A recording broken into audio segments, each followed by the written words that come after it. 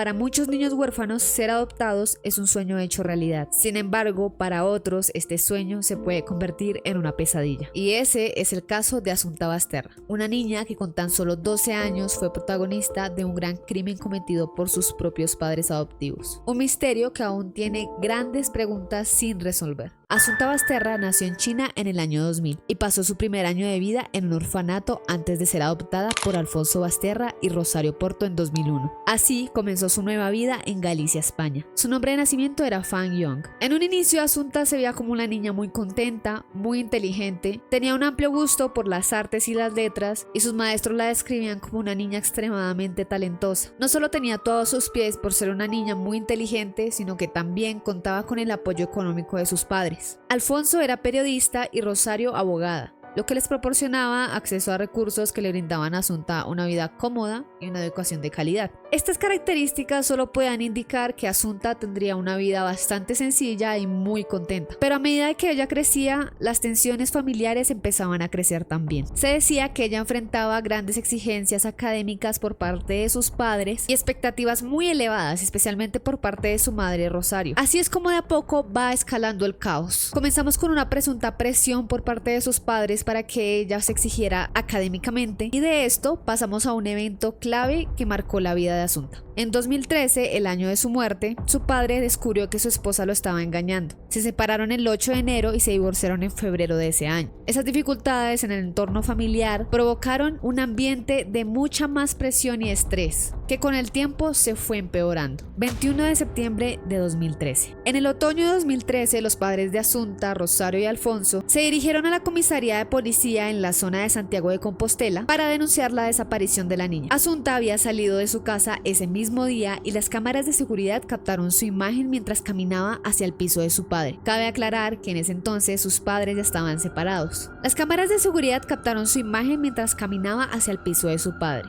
y luego regresaba a la casa de su madre. Pocas horas después de la denuncia de desaparición, 2 personas hallaron el cadáver de la niña en una pista forestal de Teo, un municipio cercano a Santiago de Compostela, donde Rosario Porto poseía un chalet. Allí, el cuerpo de Assunta fue hallado en una posición extraña, con los ojos abiertos, los brazos extendidos y una cuerda alrededor del cuello, sugiriendo que había sido asfixiada. El lugar donde fue encontrada estaba a pocos kilómetros de su casa y la autopsia reveló que ella había sido sedada antes de su muerte. El análisis toxicológico y las evaluaciones preliminares que se realizaron revelaron que ella había consumido sedantes tanto en julio como en las horas previas a su muerte. Apenas 3 días después del hallazgo del cuerpo de Assunta, su madre, Rosario Porto, fue detenida. Se le imputó por homicidio debido a las inconsistencias en sus declaraciones y las versiones contradictorias de su testimonio. Pues según el juez, la mataron en esta habitación del chalet de Rosario, en donde también habían encontrado esta caneca con una cuerda roja idéntica a la que habían encontrado junto al cuerpo. Además, una mascarilla y un pañuelo húmedo con el ADN de Assunta. Yo no tengo idea de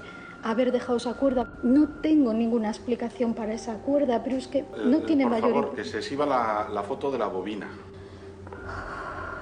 Para afuera, se pone toda nerviosa y el que contesta es Alfonso. Alfonso es el que relata que la cuerda se utilizaba en labores de jardinería en la finca. Además, se encontraron grabaciones en donde se ve a Rosario con la niña viajando hacia la finca. Ante esta afirmación, Rosario había negado estar allí.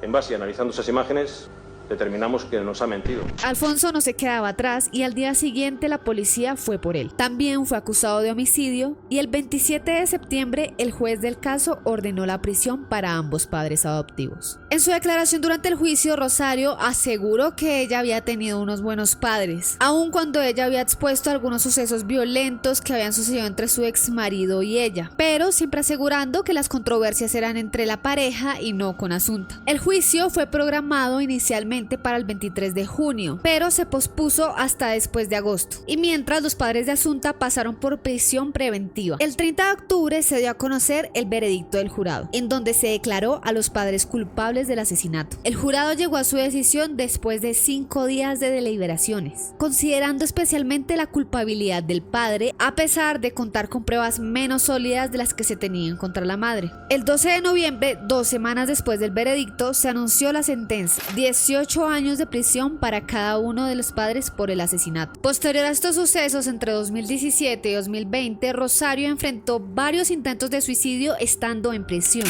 El 24 de febrero de 2017 fue ingresada en un hospital tras ingerir una gran cantidad de pastillas en la cárcel de Teixeiro, en La Coruña. Poco después fue trasladada a la prisión de Alhama, en Pontevedra, donde intentó suicidarse nuevamente en 2018, enroscándose un cordón alrededor del cuello mientras se duchaba. En 2019, Rosario fue ingresada en la enfermería de la prisión por depresión profunda. Aunque su abogado vio esto como una oportunidad para acelerar su proceso, Rosario no estaba interesada en volver a ser libre. Finalmente, el 18 de noviembre de 2020, se encontró su cuerpo sin vida en su celda en la prisión de mujeres de Brieva. Aunque había estado bajo protocolo antisuicidios, este fue retirado debido a la ausencia de síntomas y a la percepción de cierta normalidad psicológica en su conducta. Durante todo este tramo, desde que adoptan a Assunta, sus padres tienen los conflictos y sucede el caos del que estamos hablando, hubieron muchos sucesos alrededor que aún siguen sin resolverse, muchos aspectos que aún no están tan claros. Uno de los misterios sin resolver que se dieron durante este caso fue la presencia desconocida de semen que había en el cuerpo de ella. Se descartó totalmente que este proviniera del padre, por eso se dice que es de una persona desconocida, y este misterio sugiere que pudo haber otra persona involucrada en el crimen. Por otro lado, tenemos otro misterio que aún no se ha confirmado y que vino de la productora que realizó el documental sobre el caso Assunta, que está en este momento en Netflix. Una bolsa de plástico blanca con una caja que contenía cenizas humanas, junto con un pasaporte y una residencia de Estados Unidos. Vieron los documentos y pertenecían a un sacerdote fallecido en el 2005 en Nueva York. El sacerdote en cuestión, nacido en Madrid en 1939,